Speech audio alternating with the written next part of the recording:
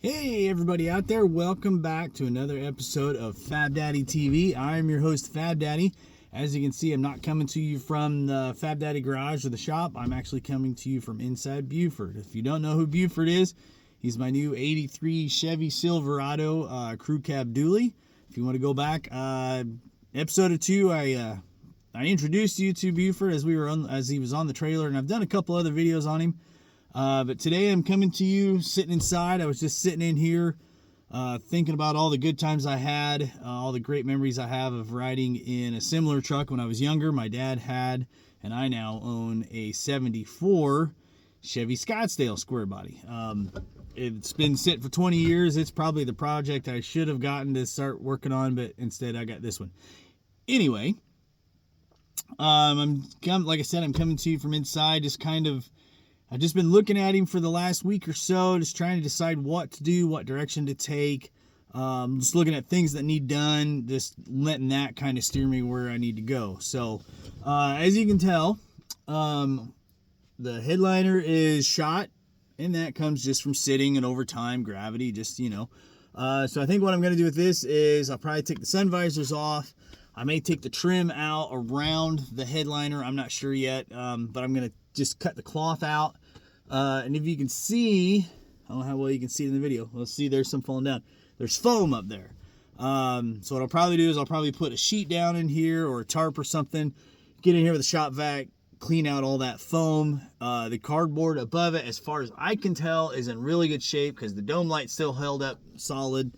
And it doesn't look like it's had any water damage. The problem is the only way to get the cardboard out in one piece is through the windshield or the back window. I have no intention of taking the back window out. I thought about putting a slider in, but I thought, what's the point? I can't reach it to open it while I'm driving. They used to make, there was an aftermarket company that made a one-piece slide-up window that would slide up and down. They are very hard to find. They're very expensive, so I doubt if I'll go that route. We'll see down the road. It would be kind of cool to have, but I don't want to even think about it. That's a future Fab Daddy issue to talk about. So anyway, the only way to get the headliner out in one piece and back in is through the windshield, which I'm going to show you something here. Let me get this.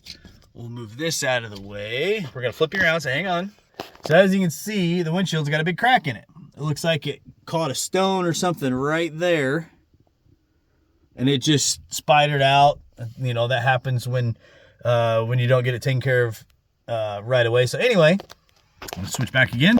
So anyway, while I have the windshield out, I'll probably just go ahead and get the headliner out and get a new one put in. There's a guy online that makes them really nice ones. I'll probably trade him my core for a new one from him. Slide this one out, slide that one in, put the windshield in, and Bob's your uncle, and away we go. There are some other updates. Hey, I forgot. I got a little cargo light right here. I don't know whether, I think that's either in the bed. I don't know if that's the bed or the dome light. I don't know.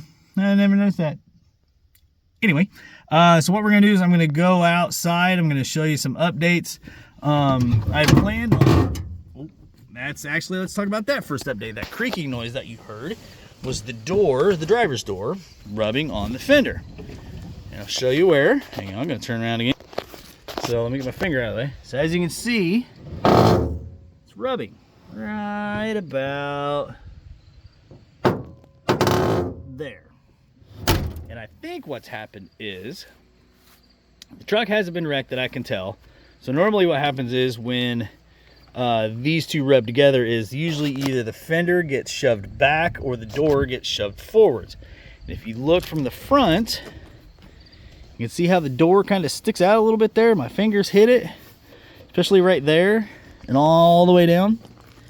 If you look at here, there's a pretty big gap between the cab and the back of the door and the door all the way down. What I'm guessing happened is, I need to get my hand out of the way. What I'm guessing happened is the wind caught the door at some point and shoved it open too far and sprung the hinges. And so now the door sticks out too far and it shoved forward. So instead of going through and fixing the hinges or stuff, it looks like they just over time have bent this edge over, and that's what caused this, and that's why it's rubbing there. So that's something else I'm gonna have to fix. So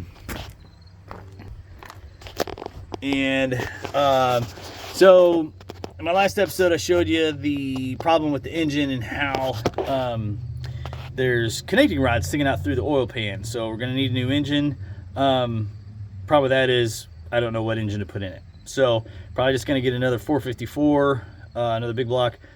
Probably gonna try to get either a newer one that's built a little stouter, or go for an older one that doesn't have all the emission stuff. Because this has, sorry I'm switching back and forth so much.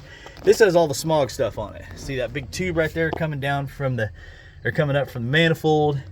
It goes all the way down there, and that right there, which is hard to see, that right there, I guess it's easy to see, that is a smog pump. And what that does is, I need to do a little bit more research on it, but I'm pretty sure what that does is it takes exhaust gases and pumps it back up into the